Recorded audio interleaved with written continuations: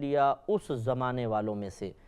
یعنی جتنے اس وقت لوگ تھے ان میں سے موسیٰ علیہ السلام کی قوم یعنی بنی اسرائیل کو اللہ تبارک و تعالی نے مقام، مرتبہ اور شرف عطا فرمایا، اور اس کی نسبت اپنی طرف فرمائی کہ ہم نے انہیں چن لیا۔ ایسا نہیں ہے کہ ان کے کوئی اچھے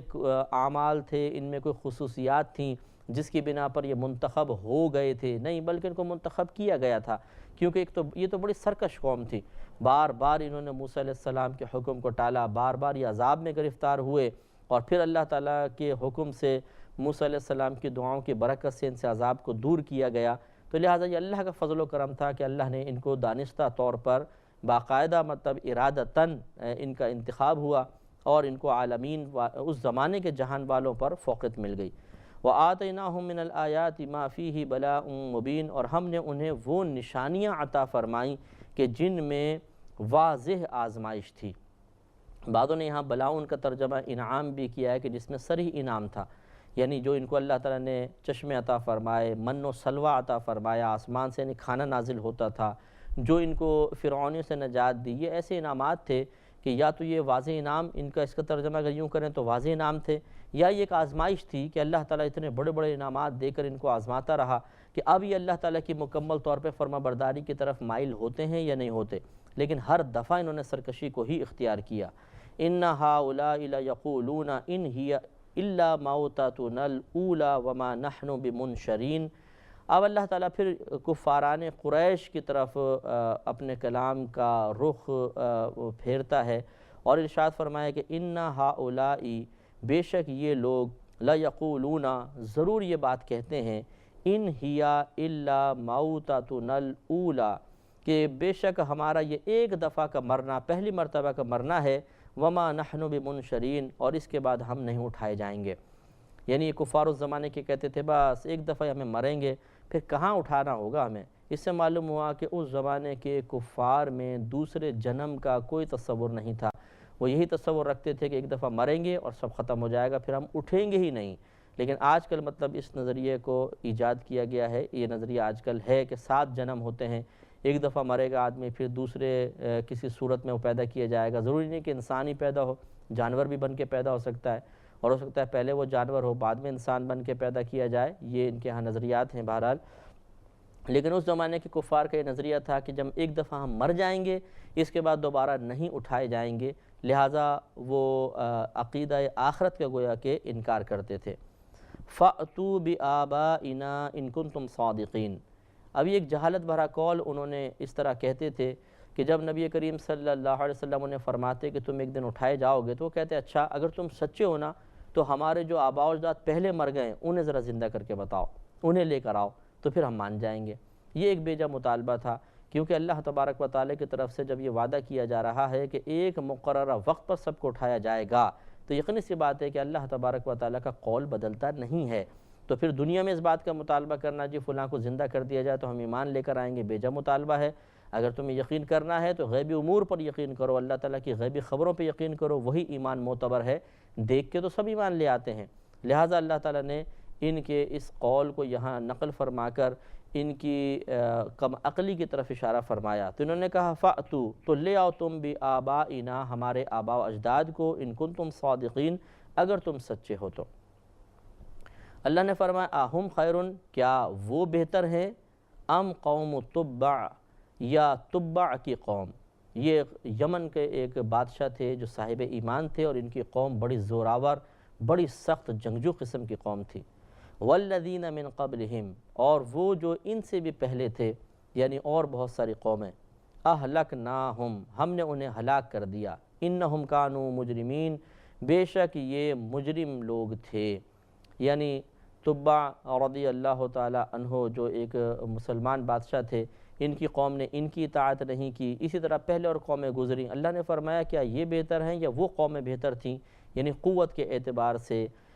عزت کے اعتبار سے، افراد کی کثرت کے اعتبار سے وہ پہلے والے کافر ان کافروں سے بہت زیادہ تھے، لیکن اس کے باوجود پھر اللہ تبارک و تعالیٰ نے ان کی نافرمانی پہ انہیں ہلاک کیا، اور اس کے آثار یہ کفار دیکھتے تھے۔ تو اللہ تعالیٰ کا فرمانے کا مقصد یہ تھا کہ کس بات پر گھمنڈ کر کے نبی کے مقابلے پر آتے ہیں، کیا پہلی قوموں کا انجام نہیں دیکھتے کہ اللہ تعالیٰ نے کیا ان کا انجام کیا، تو ان کا برا انجام کرنا کون سا مشکل ہے؟ تو خوف خدا کرنا چاہیے۔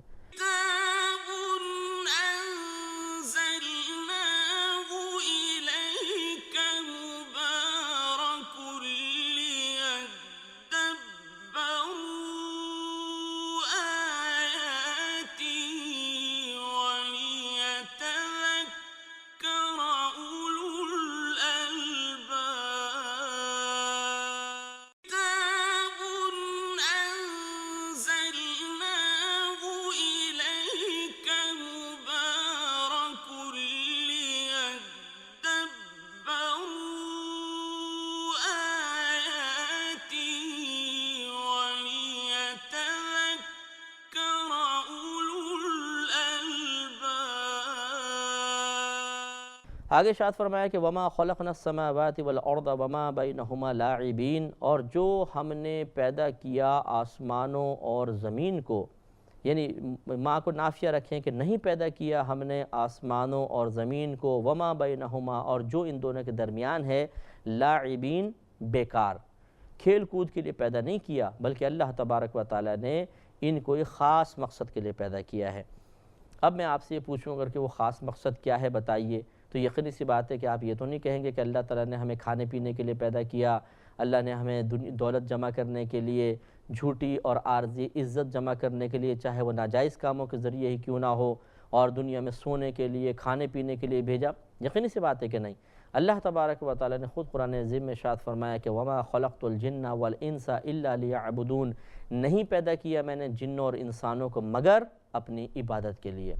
یعنی عبادت کا مطلب یہ نہیں کہ ہم نمازیں پڑھتے رہیں، اللہ اللہ کرتے رہیں، بلکہ مراد یہ ہے کہ جو اللہ تعالیٰ نے ہم پر چیزیں فرض اور واجب قرار دیں ان کی ادائیگی مکمل شرط کے ساتھ، اور جن کاموں سے بچنے کا حکم دیا وہ تمام صغیرہ کبیرہ کاموں کو چھوڑ دینے کا نام سمجھ لیں عبادت ہے، اور اس لیے اللہ نے ہمیں پیدا کیا ہے۔ اس کا مطلب یہ ہوا اگر اس مقصد کو ہٹا دیں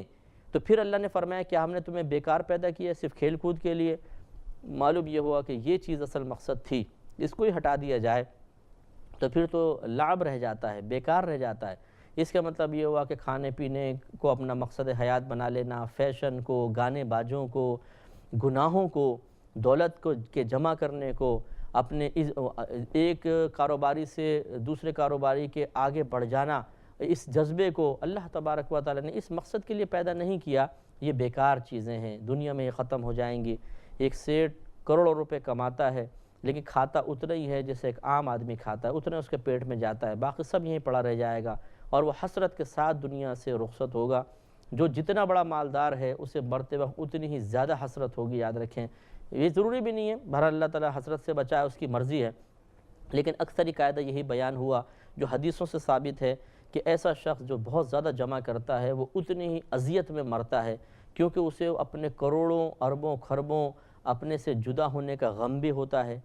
ان پیسوں کے ذریعے جو وہ عزت حاصل کر رہا تھا، آسائشیں حاصل کر رہا تھا، یہ سلسلہ نعمت رکنے والا ہوتا ہے، اور اس کے علاوہ بعض اس کو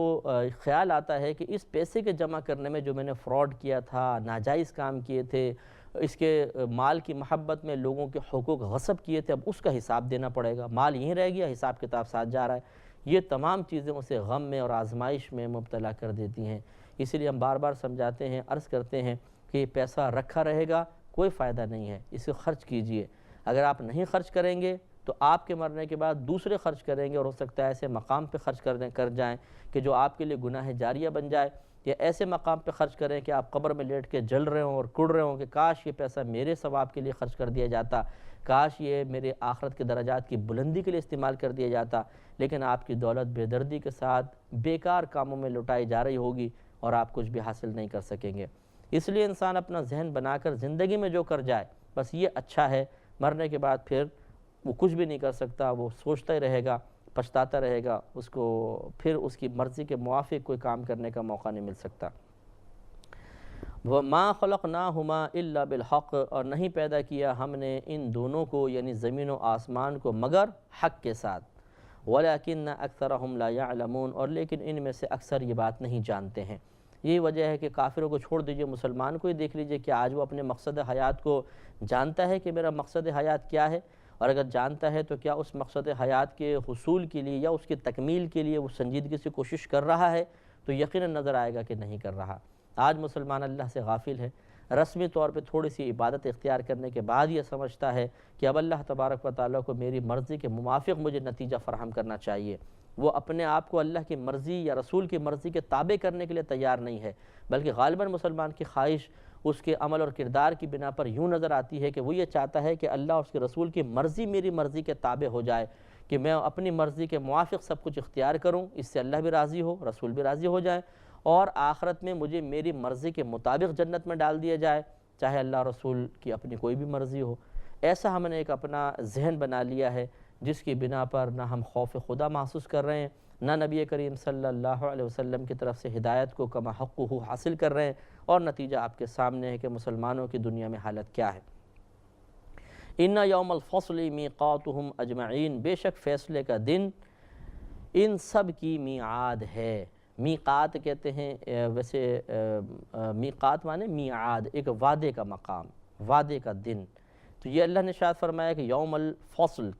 فیصلے کا دن، یعنی قیامت کا دن ان کے وعدے کا دن ہے، کہ وعدے پورے ہونے کا دن ہے، کہ جو اللہ نے ان سے وعدے کیے ہیں کہ تمہیں ذلت کا عذاب ہوگا، تمہارے رسوائی مقدر بنے گی، تم جہنم میں جاؤ گے، تمہارا نام اعمال تمہیں دیا جائے گا، یہ تمام چیزیں اس دن ضرور پوری ہوں گی۔ یوم لا یغنی مولا عن مولا شیئا ولا هم ینصرون، جس دن کوئی دوست کسی دوست کے کچھ بھی کام نہیں آئے گا،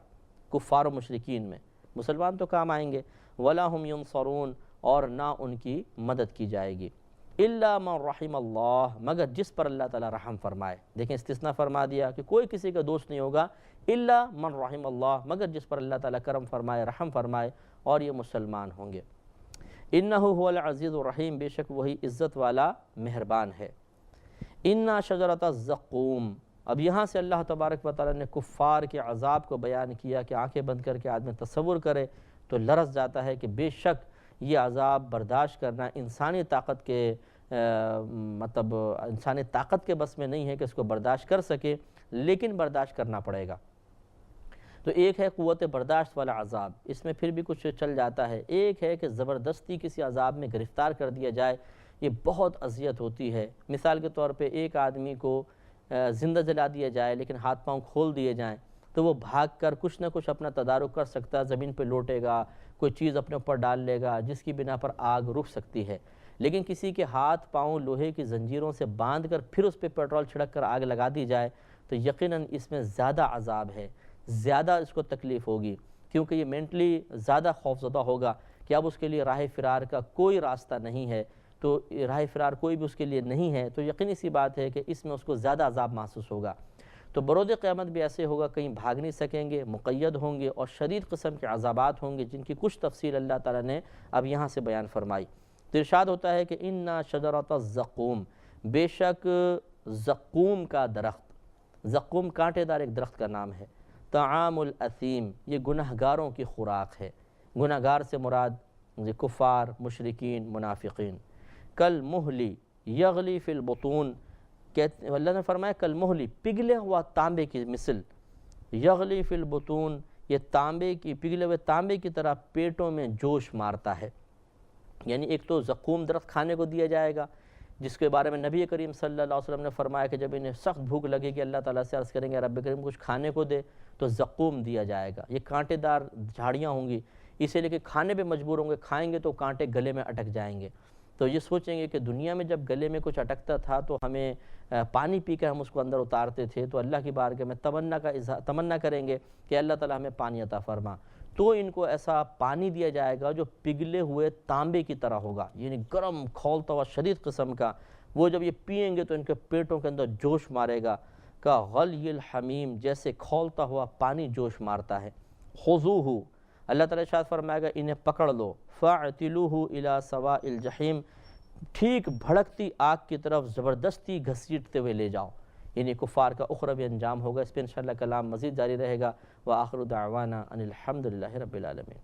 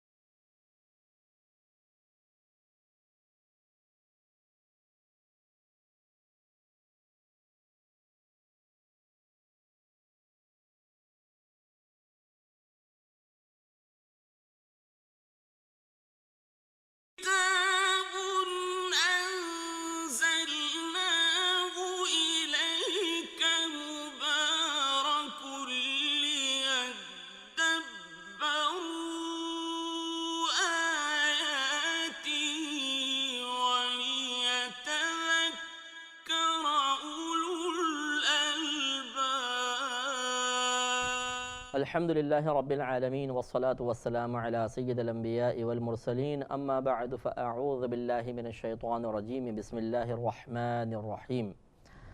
سورہ دخان چل رہی تھی اور اس کی تقریباً 47 آیات کی تفسیر ہوئی تھی، اور ان ماقبل اور موجودہ آیات میں کفار پر جو جہنم میں عذابات مسلط کیے جائیں گے ان کی کچھ تفصیل بیان ہو رہی ہے۔ لہذا اللہ تعالیٰ نے ارشاد فرمایا کہ ثم صبوا فوق رأسہ من عذاب الحمیم،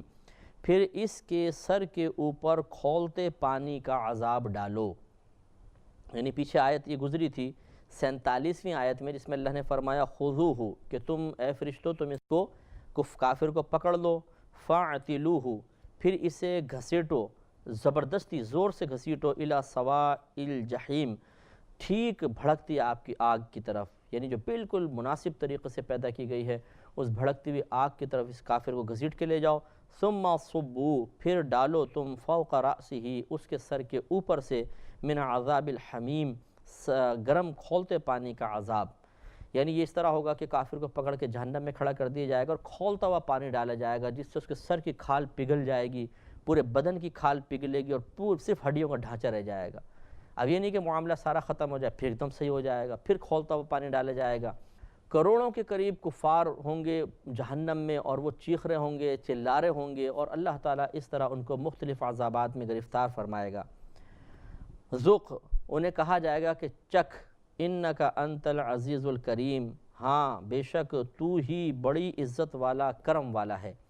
یہ اصل میں تنزیہ کلام ہوگا، جیسے ہم کسی شخص کو ڈاکو پکڑ لیں مثال کے طور پر، اب مارتے جائیں اور بولیں کہ ہاں بڑے عزت مل رہی ہے نا،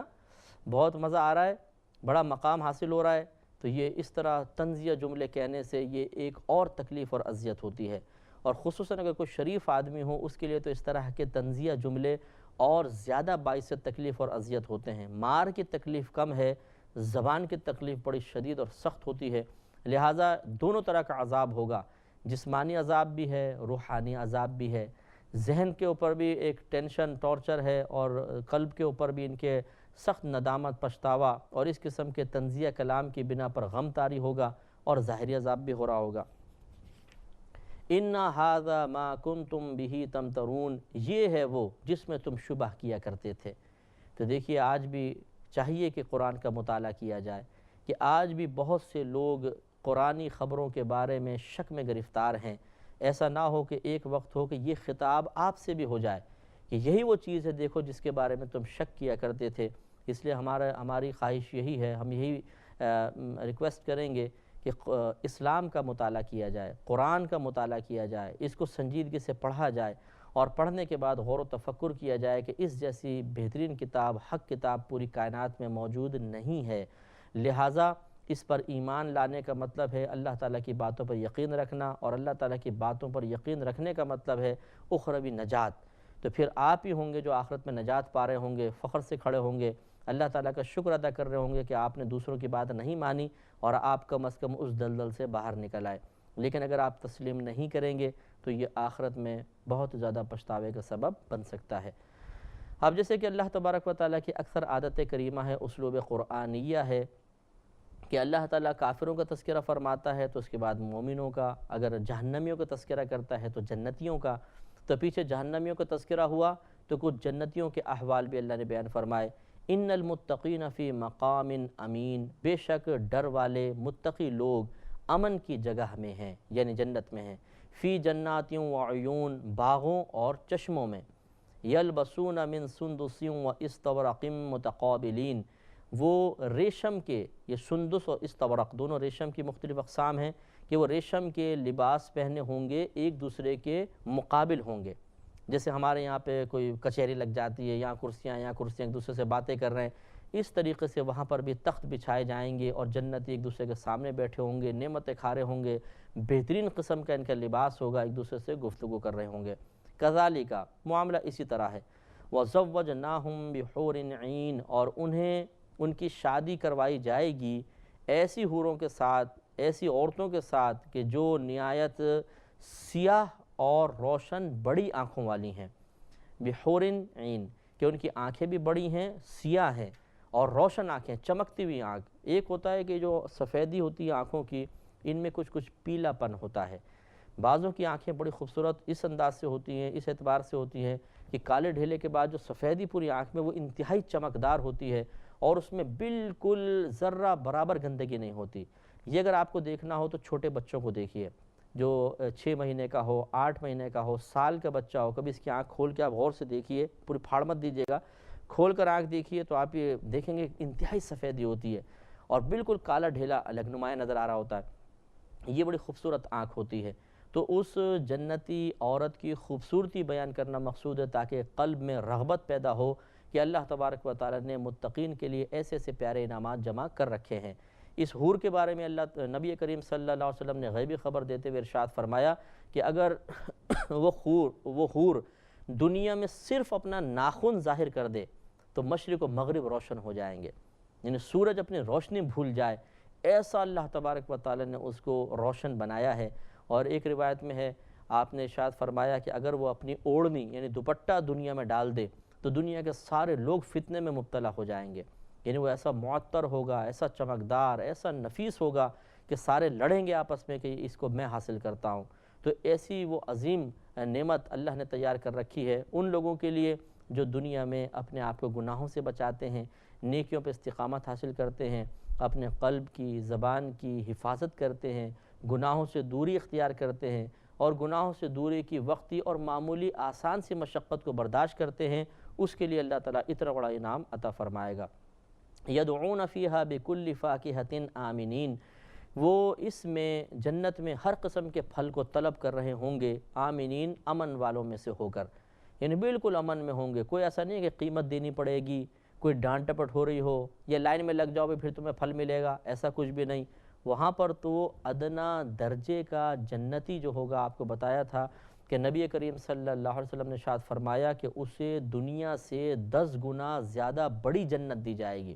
یعنی اتنا پراپرٹی ہوگی، اس کی اتنا رقبہ ہوگا کہ اس دنیا کو 10 گنا آپ کر لیجئے، اتنی بڑی اس کی جنت ہوگی۔ سرکار فرماتے ہیں کہ اس کے 80,000 خدمت گزار ہوں گے، 80,000۔ یہاں پہ ایک نوکر رکھنا مشکل ہو جاتا ہے گھر میں، اور وہاں پر 80,000 تو اس کے خدمت گزار ہوں گے۔ اب آپ بتائیں کیا کیا نعمتیں ہوں گی۔ تو وہ اتنی بڑی بڑی نعمتوں کے لیے عمل دنیا میں کتنا تھوڑا سا رکھا گیا ہے، بس 5 وقت نماز باجماعت ادا کرے، انسان گناہوں سے اپنے آپ کو بچائے، قرآن پاک کی تلاوت کر لے، ماں باپ کی خدمت کرے، بیوی بچوں کے حقوق ادا کرے، اپنے ذہن کو پاکیزہ رکھے۔ تھوڑا سا یہ کام ہے، ذرا سی آدمی محنت کر لے۔ یہ اچھی طرح یاد رکھیے گا،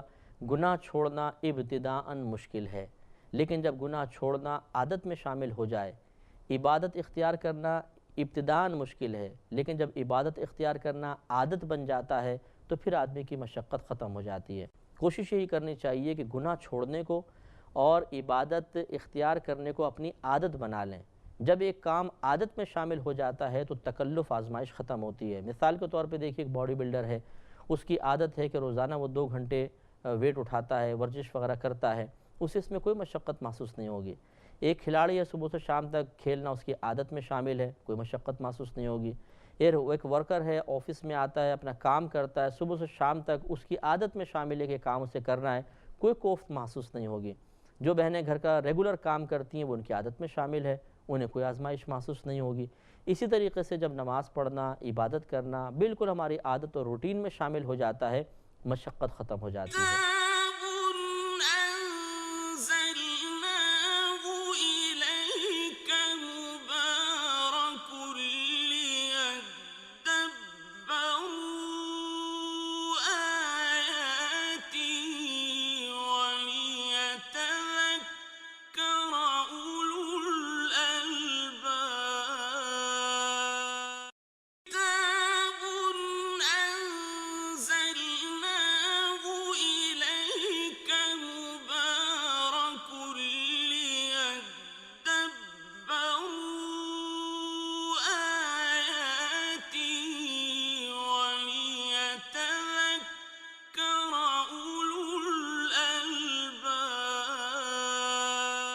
مشقت وہیں آتی ہے کہ جب ہم خلاف عادت کام کو اختیار کرتے ہیں۔ مثال کے طور پر آپ گھر پر گئے، اب آپ کی عادت ہے کہ جا کے آپ کو آرام کرنا ہے، لیکن گھر والے کہتے ہیں کہ بھئی وہ کوئی آنے والا ہے، ابھی تو لیٹنا نہیں ہے، آپ کو فلاں چیز لے کر آنی ہے۔ تو چونکہ ہم نے عبادت کو اختیار نہیں کیا ہوتا، گناہوں کو چھوڑنے کی عادت ہوتی نہیں ہے بلکہ گناہ کرنے کی عادت ہوتی ہے، تو پھر یہ اپنی عادت کو بدلنا تھوڑا سا دشوار محسوس ہوتا ہے۔ بس یہی ہمیں دیکھنا ہے کہ آج اگر گناہ چھوڑنا مشکل ہے، کیوں ہے؟ اس لیے کہ یہ گناہ کرنا ہماری عادت بن چکا ہے۔ تو کل جب ہم اس عادت کو بدل لیں گے، گناہ چھوڑنے کی عادت پڑ جائے گی، تو پھر گناہ کرنا مشکل ہو جائے گا، معاملہ مختلف ہو جائے گا۔ اسی طرح عبادت کو ترک کرنا یہ ہماری عادت میں شامل ہے، تو عبادت کرنا مشقت محسوس ہوتا ہے، ارے کون وضو کرے، کون جا کے نماز پڑھے، حالانکہ 5-7 منٹ کا وقت لگتا ہے، صرف 5-7 منٹ۔ لیکن جب یہ عادت بدل جائے گی اور نماز پڑھنا، عبادت اختیار کرنا ہماری عادت میں شامل ہو جائے گا، تو پھر عبادت ترک کرنا مشکل ہو جائے گا۔ اب اگر کبھی نماز نکلے گی تو ایسا لگے گا جیسے پتہ نہیں کتنا بڑا وبال ہو گیا ہے اور کتنی بڑی نعمت ہم سے چھن گئی ہے۔ اور جو عادی نہیں ہوتا وہ 5 وقت نمازیں قضا کرنے کے باوجود بھی ہنستا مسکراتا رہتا ہے، اسے کوئی غم، کوئی پریشانی، کوئی فکر نہیں ہوتی کہ اس نے اپنی آخرت کا کتنا بڑا نقصان کر لیا ہے۔ ان باتوں کو سمجھنا بہت ضروری ہے۔ آگے ارشاد فرمایا کہ لا یذوقون فیہا الموت الا الموتۃ الاولی، وہ اس جنت میں موت، پہلی والی جو موت ہوئی تھی جو دنیا میں تھی، اس کے علاوہ پھر موت کا ذائقہ نہیں چکھیں گے، پھر موت کو نہیں چکھیں گے، یعنی ہمیشہ ہمیشہ زندہ رہیں گے۔ وَوَقَاهُمْ عَذَابَ الْجَحِيمِ، اور اللہ تبارک و تعالیٰ نے انہیں آگ کے عذاب سے بچا لیا، یعنی اللہ تعالیٰ ان کو آگ کے عذاب سے بچائے گا، محفوظ رکھے گا۔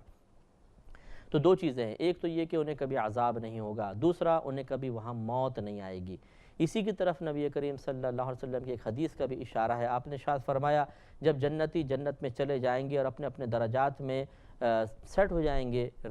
پہنچ جائیں گے، تو اللہ تعالیٰ کی طرف سے ایک فرشتہ اس طرح ندا کرے گا کہ اے جنتیو خوش ہو جاؤ، اب تم ہمیشہ خوش رہو گے، تمہیں کوئی غم نہیں پہنچے گا، اب تم ہمیشہ تندرست رہو گے، تم کبھی بیمار نہیں پڑو گے، تم ہمیشہ جوان رہو گے، کبھی تم پہ بڑھاپا طاری نہیں ہوگا، اب تم ہمیشہ ہمیشہ جنت میں رہو گے، کبھی اس سے نکالے نہیں جاؤ گے۔ تو نبی کریم صلی اللہ علیہ وسلم فرماتے ہیں کہ اس ندا کو سن کر جنتیوں کی خوشی میں بہت زیادہ اضافہ ہو جائے گا۔ اب دیکھیں نا کتنی پیاری یہ ندا ہے، تم ہمیشہ جوان رہو گے۔ وہاں پر 30 سال کی عمر ہوگی یا 33 سال، راوی کو شک پڑ گیا تھا کہ نبی نے 30 فرمایا 33 فرمایا، 30 یا 33 سال کے ہوں گے۔ تو یاد رکھیں کہ سمجھ لیجئے پہلے 1 سال سے 10 سال تک یہ انسان کا بچپنا ہوتا ہے، پھر 10 سے 20 سال اس کو لڑکپن کہتے ہیں، پھر 20 سے 30 سال نوجوانی ہے، 30 سے 40 سال جوانی ہوتی ہے، 40 سے 50 سال ادھیڑ عمر ہوتی ہے، اور 50 سال کے بعد انسان کا بڑھاپا شروع ہو جاتا ہے۔ تو وہاں گویا کہ اللہ تبارک و تعالیٰ سب کو جوان رکھے گا، یعنی 30 سال عمر ہوگی یا 33 سال۔ اور یہ کبھی کبھی میں حصول لذت کے لیے اس تصور کو اکثر ذہن میں لایا کرتا ہوں اور دوسروں کے ذہن میں بھی ڈالتا ہوں کہ غور کریں کہ آپ کے دادا جان ہوں گے وہ بھی 30 سال کے، دادی جان 30 سال، آپ کی امی 30 سال، آپ کے والد صاحب 30 سال، آپ کے بھائی 30 سال، آپ کی بہن جو بڑی عمر کی تھیں وہ بھی 30 سال، جو چھوٹی تھی وہ بھی 30 سال، آپ کا بیٹا بھی 30 سال کا، بیٹی بھی 30 سال کی۔ کس قدر حیرت انگیز منظر ہوگا اور کیا خوشگوار وہ منظر ہوگا، آپ اندازہ کریں کہ آپ کی بوڑھی دادی جان جو آج آپ کو بوڑھی نظر آتی ہیں وہاں 30 سال کی حسین و جمیل خاتون ہوں گی اور آپ کے سامنے ہوں گی۔ حسین و جمیل اس لیے عرض کیا کہ آج شکل و صورت کیسی بھی ہو، آج رنگت کیسی بھی ہو، جنت میں جانے کے بعد سب خوبصورت ہو جائیں گے اور ایسے حسین و جمیل ہوں گے کہ حیران ہوگا آدمی خود اپنے اوپر کہ یہ مجھے اتنا حسن و جمال کیسے عطا ہوا۔ ایک روایت میں ہے نبی کریم صلی اللہ علیہ وسلم ارشاد فرماتے ہیں کہ جنتی مرد جو ہوں گے یہ بازاروں میں جائیں گے، جنتی بازاروں میں، تو وہاں پہ مورتیاں کھڑی ہوں گی، مجسمے کھڑے ہوں گے، تو وہ دیکھیں گے، انہیں کہا جائے گا تمہیں جو مجسمہ پسند آتا ہے تم بتاؤ، تمہیں اسی کی شکل میں بدل دیا جائے گا، تو وہ پسند کریں گے تو اللہ تعالیٰ ویسی ان کی شکل بنا دے گا۔ دوسری طرف جو ان کے اہل خانہ ہوں گے، ایک ہوا چلے گی، جنتی ہوا ہوگی جس کی بنا پہ ان کے حسن و جمال میں اور اضافہ ہو جائے گا۔ جب یہ واپس آئیں گے تو ایسا نہیں کہ بالکل شکل بدلی ہوئی ہے کہ اندر کی وہ خاتون کہیں گے ارے اجنبی کون آ رہا ہے اندر، ایسا ہوگا کہ مشابہت پہلے والی رہے گی لیکن حسن و جمال میں اضافہ ہو جائے گا، تو وہ کہیں گی کہ تم تو بڑے حسین و جمیل ہو گئے ہو، تو وہ جواب میں کہیں گے کہ ہماری غیر موجودگی میں اللہ تعالیٰ نے تمہارے حسن و جمال میں بھی اضافہ کر دیا ہے۔ یعنی ایسا نہیں ہے کہ ایک ہی شکل وہاں پر رہے گی، مختلف چیزیں تبدیل ہوتی رہیں گی، طبیعت میں نشاط اور خوشی اور مزے ہوں گے۔ اس کے مقابل جہنم میں سخت عذاب ہی عذاب ہوگا، وہاں کوئی خوشی کی بات نہیں ہوگی۔ اور یہ جو فرمایا کہ وہاں پر وہ صرف جو پہلی موت چکھ چکے ہیں دنیا کے اندر، اس کے علاوہ کسی موت کو نہیں چکھیں گے، اس کے بارے میں نبی کریم صلی اللہ علیہ وسلم کا فرمان ہے کہ جب جنت میں چلے جائیں گے اور دوزخی دوزخ میں چلے جائیں گے، تو جنت اور دوزخ کے درمیان موت کو ایک مینڈھے کی شکل میں لایا جائے گا، اور اعلان باقاعدہ کیا جائے گا کہ اے جنتیوں خوش ہو جاؤ کہ اس کے بعد کبھی موت نہیں، اے جہنمیوں غم میں مبتلا رہو کہ اس کے بعد کبھی موت نہیں، اور اس کے بعد اس موت کو ہی ذبح کر دیا جائے گا، موت کی ہی موت ہو جائے گی۔ اس وقت جنتیوں کی خوشی کا ٹھکانہ آپ خود اندازہ کر لیں، اور دوزخیوں کا غم اور حسرت کا ٹھکانہ کیا ہوگا۔ تو یہ ایسے ایسے مناظر آنے والے ہیں عنقریب۔ ان وعدہ خداوندی پر اعتماد رکھیے اور ان وعدوں کے موافق عمل کرنے کی کوشش کریں تاکہ اللہ کی طرف سے وہاں انعامات ملیں، اور وہاں پر جانے کے بعد پچھتانے کا کوئی ایسا موقع نہ ملے کہ ہم یہ کہیں کہ کاش ہم دنیا کے اندر فلاں کی بات مان لیتے، کاش ہم اللہ تبارک و تعالیٰ کو راضی کرنے والے عمل کر لیتے، پھر یہ موقع دوبارہ حاصل نہیں ہوگا۔ فضلا من ربک، یہ تمہارے رب کے فضل سے ہوگا، ذالک هو الفوز العظیم، یہ ہی بڑی کامیابی ہے۔ دیکھیے یہ سمجھیے اللہ تعالیٰ نے کتنی پیاری بات بیان فرمائی کہ یہ ہی بڑی کامیابی ہے۔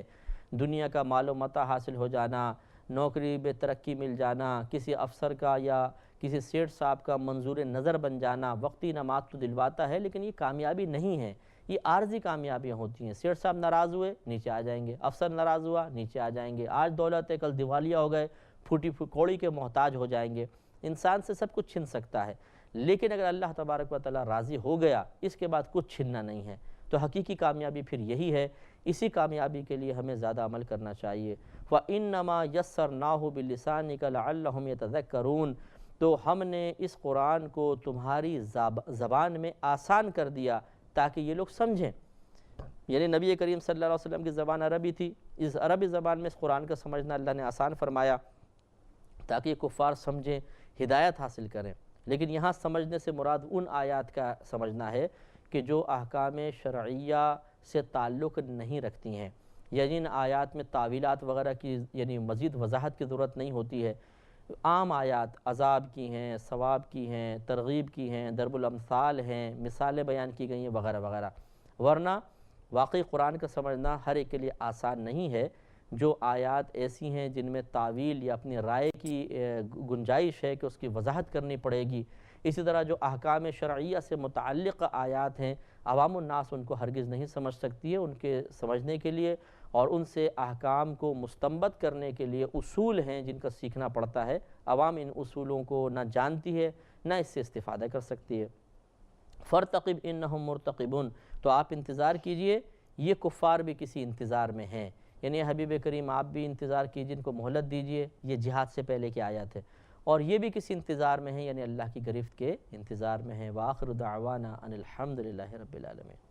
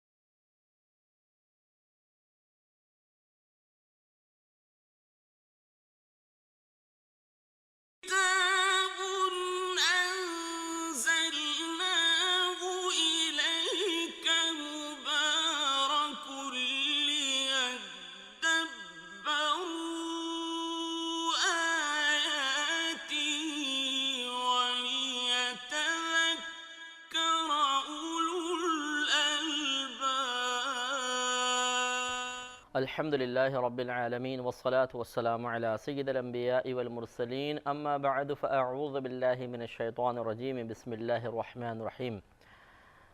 الحمدللہ ہماری پچھلے پروگرام میں سورہ دخان ختم ہوئی تھی اور آج انشاءاللہ سورہ جاثیہ کا آغاز ہوگا۔ یہ بھی مکی صورتوں میں سے ہے اور اس کی تقریباً 37 آیات ہیں۔ نبی کریم صلی اللہ علیہ وسلم کی ہجرت سے پہلے جو آیات یا صورت نازل ہوئیں ان کو مکی کہا جاتا ہے، اور جو ہجرت نبوی صلی اللہ علیہ وسلم کے بعد نازل ہوئیں انہیں مدنی کا نام دیا جاتا ہے۔ جمہور کا قول یہی ہے۔ اور مکی صورتوں میں زیادہ تر اللہ تبارک و تعالیٰ کی طرف سے عقائد کا بیان ہے اور کفار کی مذمتیں ہیں، ان کی جو وساوس تھے، اوہام تھے یا ان کے جو باطل دعوے تھے، ان سب کا رد ہے۔ اکثر ایسا ہوتا ہے۔ تو آج ہم اس کا آغاز کرتے ہیں۔ بسم اللہ الرحمن الرحیم۔ حامیم حروف مقطعات میں سے ہے۔ تنزیل الکتاب من اللہ العزیز الحکیم، یہ کتاب کا اتارنا ہے اللہ تبارک و تعالیٰ کی طرف سے جو غالب ہے، حکمت والا ہے۔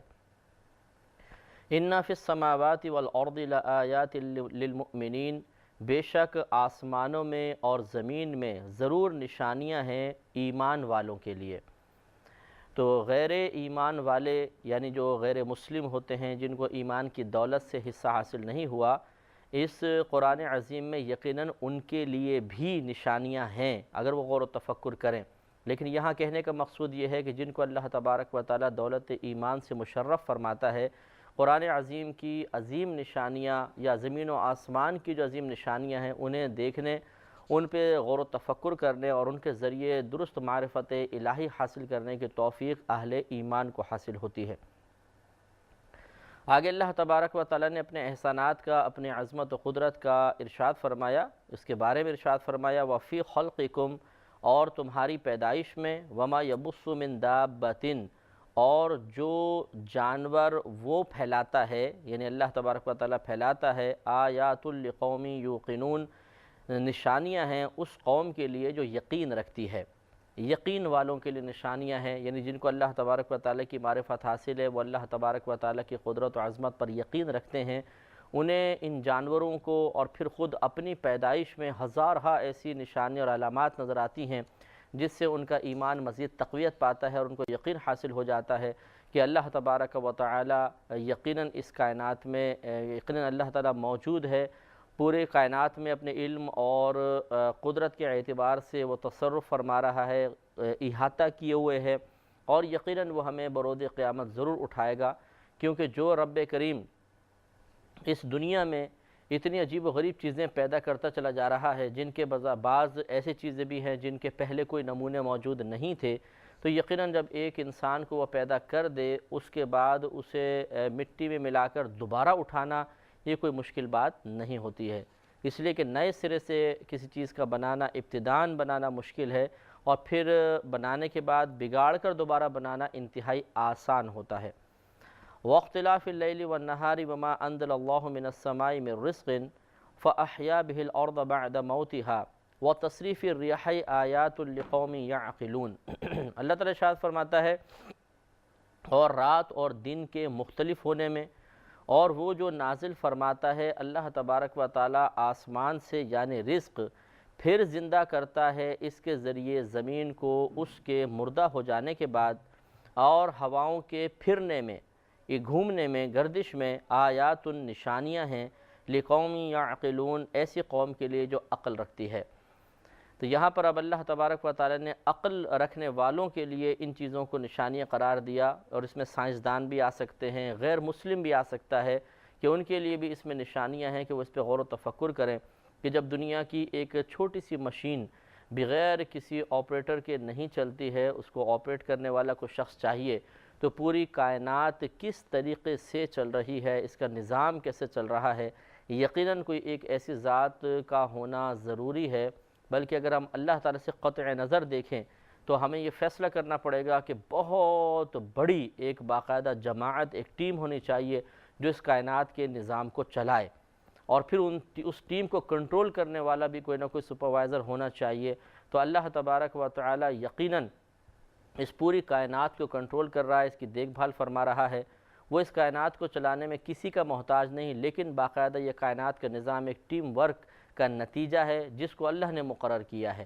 اور وہ فرشتے بھی ہیں، وہ جنات بھی ہیں، اور ان میں انسان بھی ہیں، ہر ایک کو اللہ تبارک و تعالیٰ نے کسی نہ کسی کام کے لیے پیدا فرمایا اور اسے کام سپرد کیا ہوا ہے، اور وہ اس کائنات کے نظام کو اللہ تبارک و تعالیٰ کے حکم سے اس کی مرضی کے موافق چلا رہے ہیں۔ جو سرکشی کرتا ہے وہ سزا پاتا ہے، جو سرکشی نہیں کرتا، اللہ کی مرضی کے مطابق چلتا ہے، وہ انعام پاتا ہے۔ لیکن بہرحال اس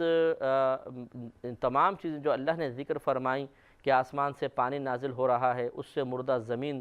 سرسبز و شاداب ہو رہی ہے، رات آتی ہے دن جاتا ہے، دن آتا ہے رات چلی جاتی ہے، اور اسی طرح ہوائیں چل رہی ہیں، کبھی مشرق سے مغرب کی طرف، مغرب سے پھر مشرق کی طرف چلتی ہیں، شمال جنوب ہر طرف ہوا چل رہی ہے، اور ہوا کا دباؤ اوپر زیادہ ہے نیچے ہلکا ہے۔ یہ تمام چیزیں ثابت کر رہی ہیں کہ کوئی تو اس کو کنٹرول کر رہا ہے، کسی نے تو یہ مقرر کیا ہے، یہ مطلب اندازے کے ساتھ اس کو مقرر کیا ہے کہ یہاں پریشر کم ہونا چاہیے، یہاں پریشر زیادہ ہونا چاہیے۔ اتفاقی طور پہ تو ایسا ہو ہی نہیں سکتا کہ اس طرح بالکل ایکوریٹ نظام چلتا رہے، ضرور اس کے اندر کوئی تصرف کرنے والی ذات موجود ہے۔ تو جب ان باتوں میں غور و تفکر کیا جاتا ہے تو ذہن فوراً تسلیم کرتا ہے کہ ایک ذات ضرور ہونی چاہیے، اور اس کو کنٹرول کرنے والی ایک ہی ذات ہونی چاہیے، دو نہیں ہو سکتی ہیں، اس لیے کہ اگر دو ہوتی ہیں تو ضرور اختلاف پیدا ہوتا۔ جیسے گورنمنٹ میں اگر اپوزیشن میں اور گورنمنٹ میں جو لوگ ہوتے ہیں اکثر ان میں اختلاف رہتا ہے، بلکہ خود ایک پارٹی کے لوگ آپس میں مختلف ہو جاتے ہیں، ان کی آراء بدل جاتی ہیں، اور اس طرح بعض اوقات پارٹیاں ٹوٹ جایا کرتی ہیں۔ اگر اس کائنات کے چلانے والے بھی ایک سے زیادہ ہوتے تو یقیناً نظام کائنات کبھی نہ کبھی تو متاثر ہوتا، کبھی نہ کبھی تو اس میں رخنہ نظر آتا، لیکن ایسا نہیں ہوتا ہے، اور اس کائنات کا نظام بالکل متوازن چل رہا ہے، جس سے پتہ چلتا ہے کہ کوئی نہ کوئی اس کو کنٹرول کر رہا ہے، اور کنٹرول کرنے والا ایک ہی ہو سکتا ہے، دو نہیں ہو سکتے۔ تِلْكَ آیات اللہ نتلوها علیک بالحق، یہ اللہ تبارک و تعالیٰ کی آیتیں ہیں، تلاوت کرتے ہیں ہم انہیں آپ پر حق کے ساتھ، یعنی اللہ تبارک و تعالیٰ انہیں نبی کریم صلی اللہ علیہ وسلم پر حق کے ساتھ نازل فرماتا ہے۔ فَبِأَيِّ حَدِيثٍ بَعْدَ اللَّهِ وَآيَاتِهِ يُؤْمِنُونَ، اب اللہ تبارک و تعالیٰ نے کفار سے گویا کہ سوال کیا، فَبِأَيِّ حَدِيثٍ بَعْدَ اللَّهِ وَآيَاتِهِ، کہ پھر اللہ تبارک و تعالیٰ اور اس کی آیتوں کو چھوڑ کر یہ کون سی بات پر ایمان لائیں گے؟ کس بات پر ایمان لائیں گے؟ جب اللہ کو چھوڑ دیتے ہیں، اس کی آیات کو، نشانیوں کو چھوڑ رہے ہیں، تو بتاؤ اب کون سی وہ ایسی بات ہے کہ جو ہدایت والی ہو، جو انہیں گمراہی سے بچائے، جو انہیں اللہ تبارک و یعنی دنیا کے اندر آسودہ حال رکھے، آخرت میں ان کے لیے بلندی درجات کا سامان کر دے؟ کوئی ایسی اور بات ہے؟ یقینی سی بات ہے، نہیں ہے۔ سب سے افضل بات، سب سے اعلیٰ کلمہ اللہ تبارک و تعالیٰ کا ہی ہے، لہٰذا انہیں اللہ پر ایمان ضرور لانا چاہیے۔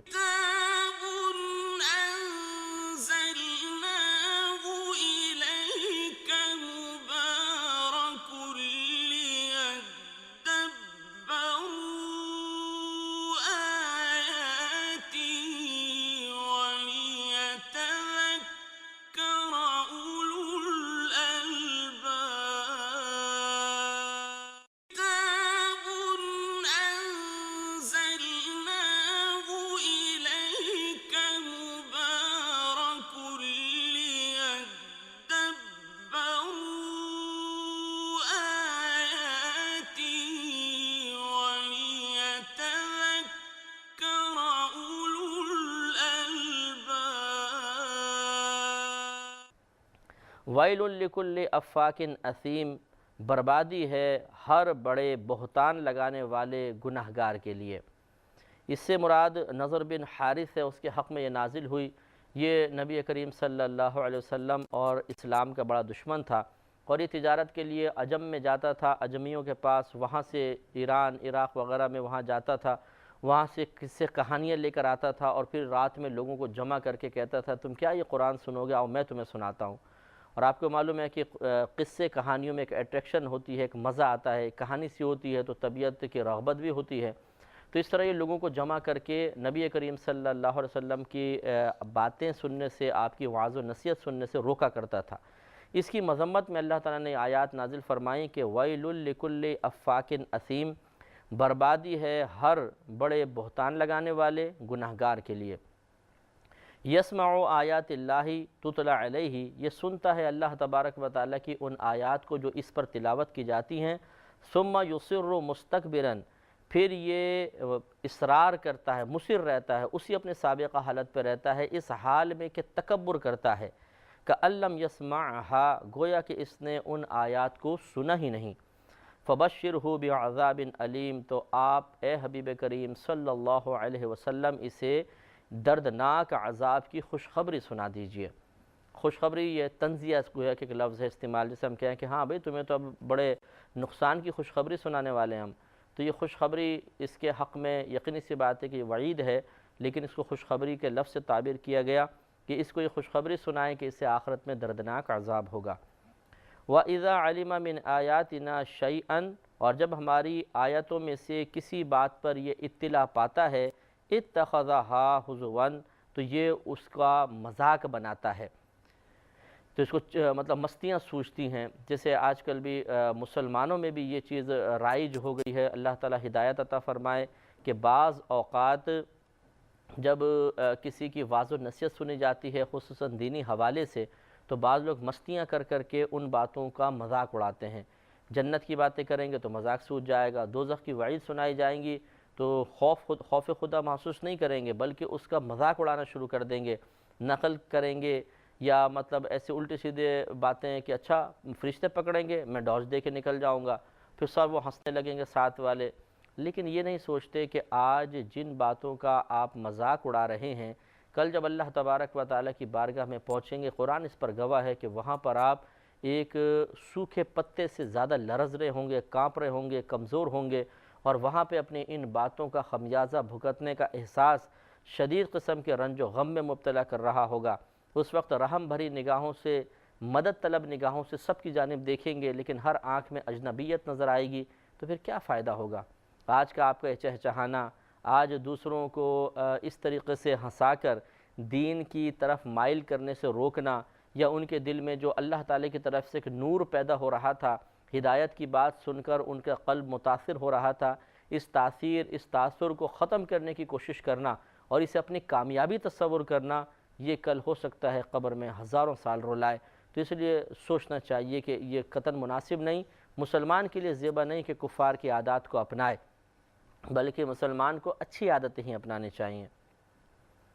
اولئک لہم عذاب مہین، یہ وہ لوگ ہیں کہ ان کے لیے ذلت کا عذاب ہے۔ تو دیکھ لیجئے یہاں پہ میں یہ نہیں کہہ رہا ہوں کہ جو اللہ تعالیٰ کی آیات کا مذاق اڑائے وہ یقیناً کافر ہوگا، ہاں مطلب اس میں صورتیں ہو سکتی ہیں، اگر آپ براہ راست آیت کا مذاق اڑاتے ہیں یقیناً یہ کفر ہے، لیکن جیسے میں نے بھی عرض کیا کوئی ہدایت دے رہا ہے اس پہ ہنس پڑے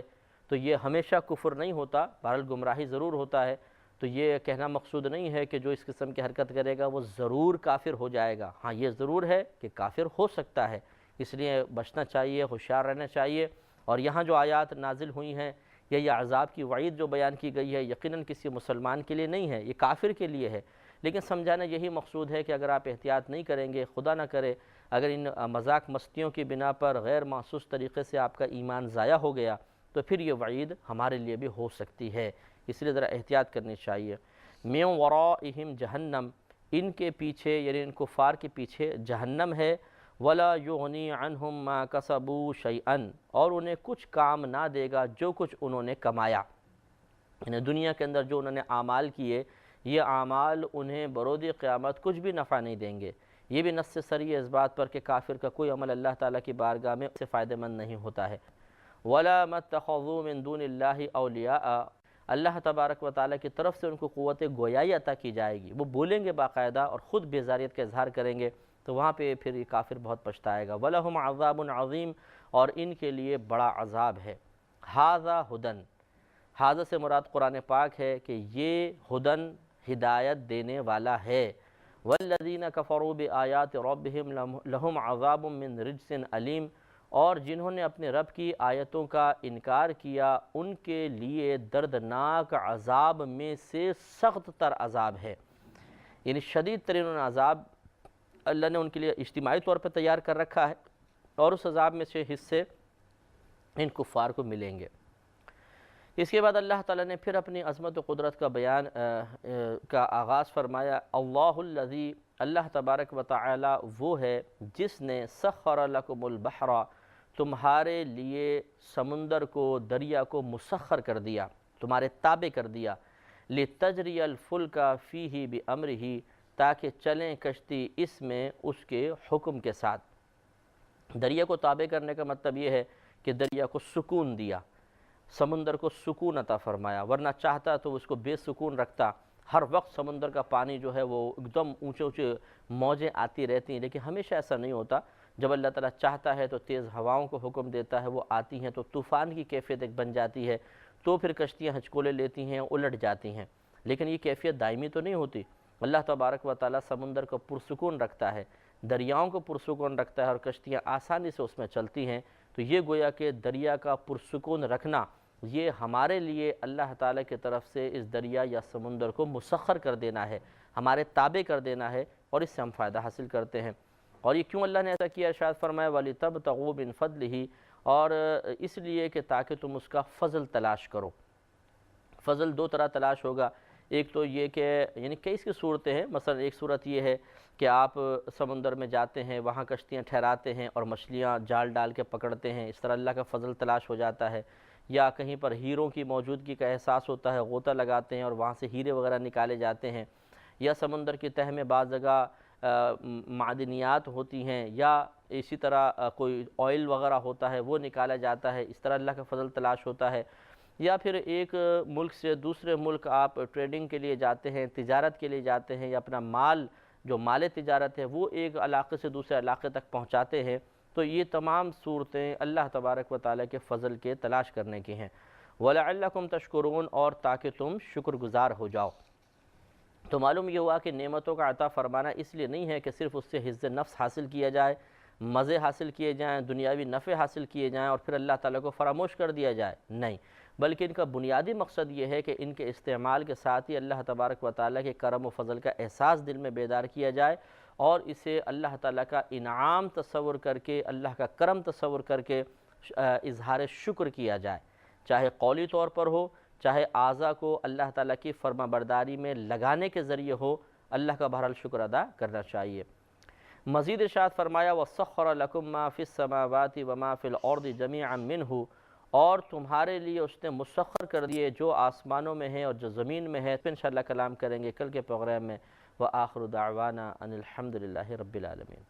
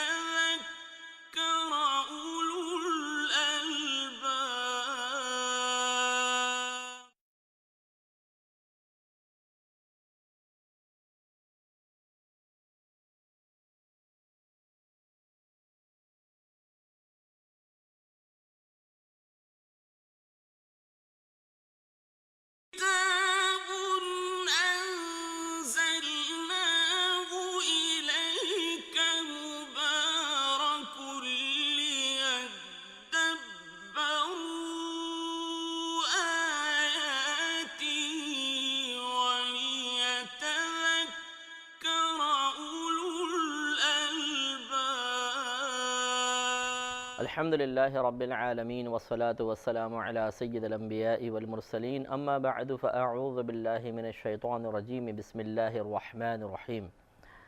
سورہ جاثیہ چل رہی تھی اور اس کی تقریباً 12 آیات مکمل ہو گئی تھیں اور 13ویں آیت کی تفسیر کا آغاز ہوا تھا۔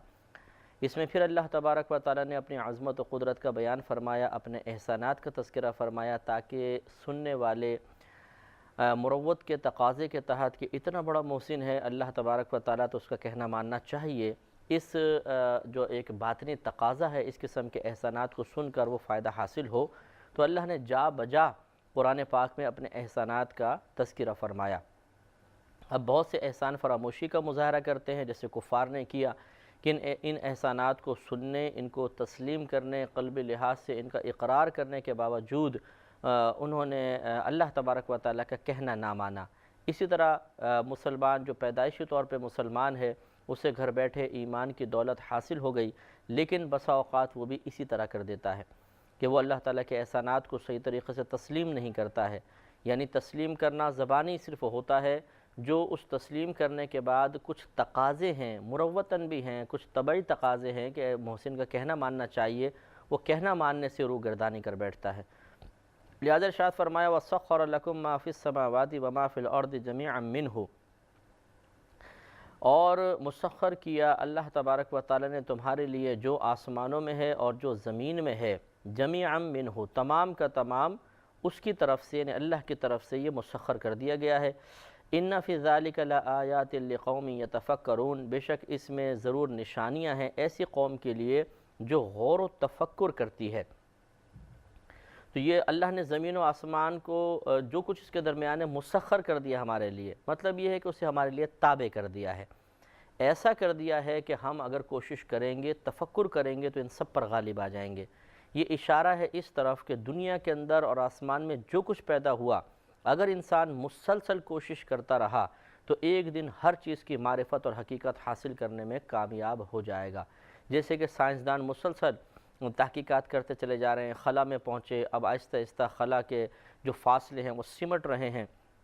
خلا کی معلومات حاصل کی جا رہی ہیں۔ اسی طرح زمین کے اندر مشاہدہ کیا جا رہا ہے کہ کیا کیا ہے، اسی طرح سمندر کی تہہ کے اندر لوگ پہنچ چکے ہیں اور اس تہہ کے اندر کیا کیا ہے اس کے بارے میں تحقیقات شروع ہو رہی ہیں۔ تو اللہ تبارک و تعالی نے جو کچھ زمینوں کے اوپر ہے، جو زمین کے اندر ہے، جو سمندر کے اوپر ہے، سمندر کے اندر ہے، جو خلا میں بظاہر نظر آ رہا ہے، ہمیں آسمان پہ نظر آتا ہے، اور پھر حقیقتاً خلا میں پہنچنے کے بعد ہر چیز کے بارے میں اللہ نے وعدہ فرما لیا، واضح فرما دیا کہ یہ تمہارے لیے مسخر کر دی گئی ہیں، تمہارے تابع کر دی گئی ہیں۔ ضرورت اس بات کی ہے کہ ہم غور و تفکر کرنے کے بعد یہ ترقی کی منازلیں طے کرتے رہیں، ان چیزوں تک پہنچیں، اور ان چیزوں کے پاس پہنچنے کا مقصود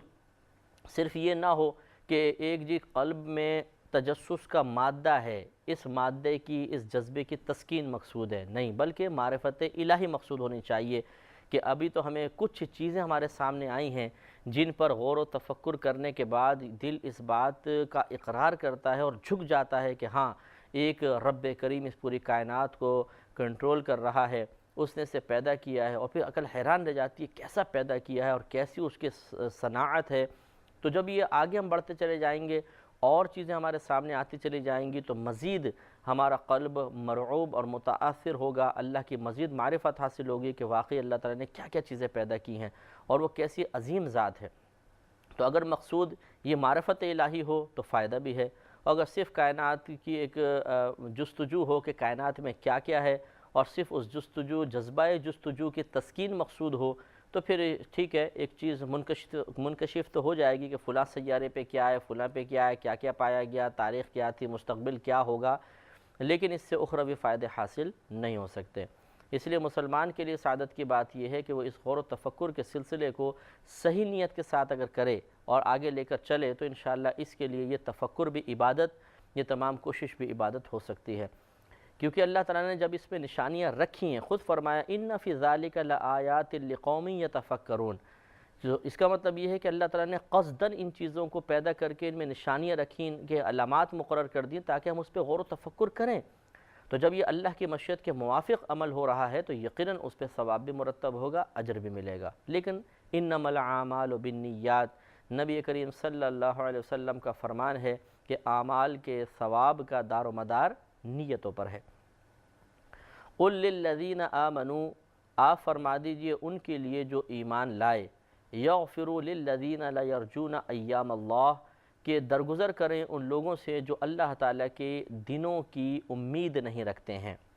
ایام اللہ سے مراد وہ ایام جو اللہ تبارک و تعالیٰ نے جن کا مستقبل کے لحاظ سے تذکرہ فرمایا، جیسے قیامت کا دن، میدان محشر کا دن، جہنم میں جانے، جنت میں جانے کا دن، تو ان ایام پر وہ یقین نہیں رکھتے ہیں، مراد کافر ہیں کہ اے حبیب کریم آپ ایمان والوں سے فرمائیے کہ وقتی طور پہ ان سے درگزر کریں۔ اور پھر اللہ تعالیٰ نے جب آیات جہاد نازل فرما دی تھیں تو پھر درگزر کا حکم نہیں تھا بلکہ جہاد کا حکم تھا، تو یہ پہلے کی آیات شمار کی جائیں گی۔ لِيَجْزِيَ قَوْمًا بِمَا كَانُوا يَكْسِبُونَ، کیوں ان سے درگزر کریں؟ تاکہ بدلہ دے اللہ تبارک و تعالیٰ کا ایک قوم کو اس چیز کا جو وہ کماتے تھے، یعنی جو انہوں نے ماضی کے اندر کام کیے، ان کو مہلت دیجئے تاکہ جب یہ اللہ تعالیٰ کی بارگاہ میں آئیں تو اللہ تبارک و تعالیٰ خود اس کا حساب لے۔ تو اس وقت آپ کے لیے حساب آپ کے ذمہ کرم پر نہیں ہے، آپ کے ذمہ نہیں رکھا ہے، لیکن جب مسلمانوں کو جہاد کا حکم ہوا تو گویا کہ اب وقتی طور پر دنیاوی حساب و کتاب ان سے لیا جائے گا۔ یہ پھر نبی کریم نے حملہ فرمایا، ان کی زمینیں جو قبضے میں آتی تھیں انہیں باقاعدہ خراج کے تو ان سے خراج وصول کیا جاتا تھا ان زمینوں پر، اور اس طرح جو ذمی کافر تھے ان سے ٹیکس وصول کیا جاتا تھا جس کو جزیہ کہا جاتا تھا۔ تو پھر یہ دنیاوی حساب و کتاب بھی شروع ہوا۔ من عمل صالحا فلنفسہ، جو نیک عمل کرے تو اپنے لیے کرتا ہے، ومن اساء فعلیہا، اور جو برائی کرے تو وہ برائی اسی پر ہے، ثم الی ربکم ترجعون، پھر اپنے رب کی طرف تم لوٹائے جاؤ گے۔ یہ بڑا پیارا اور نفیس اشارہ کیا کہ اگر کوئی مسلمان 5 وقت نماز پڑھ لیتا ہے، قرآن پاک کی تلاوت کرتا ہے، اپنے آپ کو گناہ سے بچاتا ہے، روزے رکھتا ہے، اچھے دوستوں کی صحبت میں رہتا ہے، تو وہ اس کو اپنا کوئی کمال تصور کرتے ہوئے یہ نہ سوچے کہ شاید میں اللہ پہ کوئی احسان کر رہا ہوں، شاید اس کا اللہ کی ذات کو کوئی فائدہ ہو رہا ہے۔ اللہ کو کیا فائدہ؟ اس کا آپ ہی کو فائدہ ہوگا، کیونکہ اللہ تبارک و تعالیٰ کی تو ایک ایسی مخلوق جو فرشتہ کہلاتی ہیں، جو ہماری نگاہوں سے پوشیدہ ہیں اور اتنے کثیر ہیں کہ جن کی تعداد کا اندازہ اللہ اور اس کے رسول ہی بہتر جانتے ہیں، کہ وہ ہمہ وقت بغیر کسی نافرمانی کے، کیونکہ ان کے ساتھ نفس و شیطان نہیں ہے، عقل ہے، نفس و شیطان نہیں ہے، وہ رات دن بغیر تھکے اللہ تبارک و تعالیٰ کی عبادت کر رہے ہیں، اور زمین و آسمان کا ذرہ چپا چپا انہوں نے اپنی عبادت کے ذریعے بھر دیا ہے اور گھیر لیا ہے۔ تو پھر اللہ تعالیٰ کو آپ خود سوچئے کہ ہماری عبادت کی کیا حاجت؟ اگر ہم 5 وقت نماز پڑھ کے اور کوئی نوجوان یہ سوچے یا بہن یہ تصور کرے کہ شاید میں اللہ پہ کوئی احسان کر رہی ہوں، تو ایک لمحے کے لیے فرشتوں کی عبادت پہ غور کر کے اپنی اس بچپنے والی بات پر خود ہنسیں اور اپنی اس نادانی کے اوپر مسکرائیے کہ ہم کتنے چھوٹے سے ذہن کے لوگ ہیں